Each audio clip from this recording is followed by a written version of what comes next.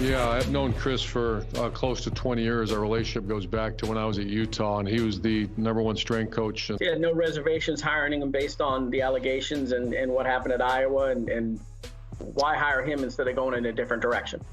Oh, sure. I vet everyone on our staff, and like I said, the relationship goes back close to 20 years, and a lot of hard questions asked, a lot of vetting involved, and with all our staff. But we did a very good job vetting that one. Are you at all concerned that him being in the building will impact your ability to attract free agents? If I was, I wouldn't have hired him. Once again, I'll explain that if that becomes a question. The one thing I'm very confident is that I would imagine within a year or two we'll have the best sports performance team in the National Football League. Well, they did some careful vetting of Chris Doyle, but apparently not enough. Or more accurately, Peter, they didn't anticipate the blowback. Now, Urban Meyer, I think, had an inkling. I watched very carefully his press conference from Thursday. And when the first question was coming about Chris Doyle, I detected a little mini smirk and that kind of nervous scratching of his face. And he got one question from Michael Duraco of ESPN.com. A follow from him, another from him. 2 questions later, Mark Long of the AP hit Urban with another Chris Doyle question. And then later, multiple additional questions about Chris Doyle. That's the kind of persistence that maybe he didn't expect in Jacksonville, that maybe he had become accustomed to life in a college town where you're the emperor and you really don't answer to anyone. He had to answer to the media, and given what happened on Friday night, the ultimate Friday news dump after 11 p.m. Eastern, out came the statement from the Jacksonville Jaguars that Chris Doyle had resigned only one day after he was announced as the director of sports performance. Chris Doyle came to us this evening to submit his resignation. We have accepted. Chris did not want to be a distraction to what we were building in Jacksonville. Here's the key. We are responsible for all aspects of our program, and in retrospect, should have given greater consideration to how his appointment may have affected all involved. In other words, he didn't resign voluntarily. We know we screwed up. He is now gone, and we shouldn't have hired him in the first place. And I was stunned that it came so quickly. And my guess is, see, one of the things you don't deal with at the college level is an owner. My guess is Shad Khan wasn't happy with what transpired, and some pressure was applied to make this happen on Friday night, Peter. Maybe. I had 2 reactions when I woke up Saturday morning. Number one, I would be extremely surprised. I'm not saying it didn't happen. I would be extremely surprised if this was prompted by this coach coming to Urban Meyer and saying, you know, I don't want to make you guys look bad. I'm going to resign. I mean, really? Are you saying that after you get all these questions at the press conference, after Rod Graves of the Fritz Pollard Alliance with a very significant statement, talking about how this is a great example of the good old boys network. I've known this guy for 20 years. That Rod Graves statement, I can tell you, was significant.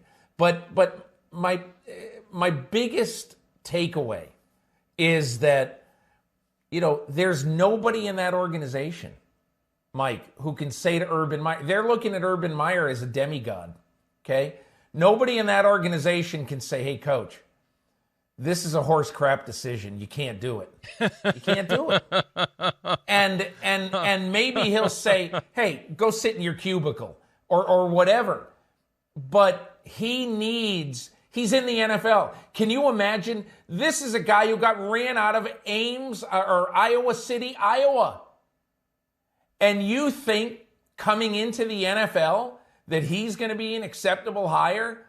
Is there nobody in the organization who said, now, you know, Urban, you know, like there's probably only about 1,000 people, you know, who can do what this guy does. And maybe he is the best. But you know what? We're going to have to get the second best or the fourth best because we can't do this. We can't hire this guy. Now, Mike, there's one other thing I think to really remember in this. And that is that I don't know that Urban Meyer, other than having Jimmy Johnson as his NFL godfather, I don't know that he has a lot of people in the NFL who are sort of putting their arms around him and saying, hey, here's my advice about this, here's my advice about that. And maybe he's not asking for it.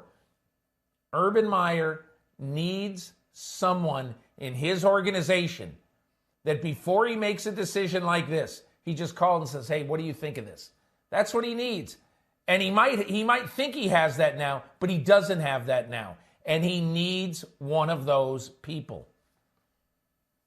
We all need one of those people in our lives who can tell us when we're about to do something extremely stupid so we don't do it, because sometimes you develop a blind spot. Take the clip from Urban Meyer from Thursday.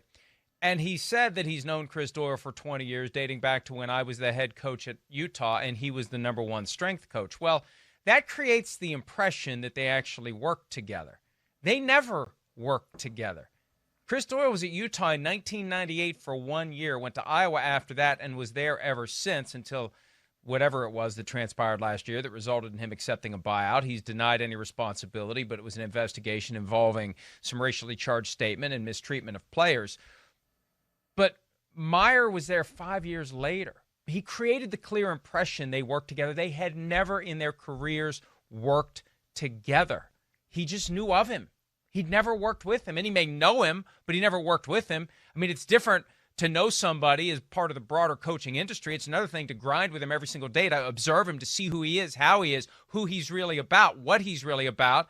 And he created the impression that he had that relationship, and he didn't. And secondly, this is the thing that caused me to fall out of my chair on Saturday morning. Because Friday night, they send out the statement. 11:18 p.m. Eastern is when it arrived in our email box. Statement from Jaguars head coach Urban Meyer. The statement we showed on the screen.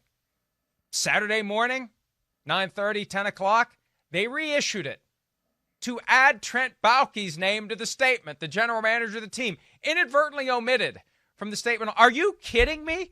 You're going to dust this thing off and reissue it and create the impression that Urban Meyer doesn't want to take the heat by himself. Somebody else has to bear the blame for this. So it's not just from me expressing regret. It's also from Trent Baalke, who should be the guy who's in position to say to Urban, we probably shouldn't do this, and for all we know did say it.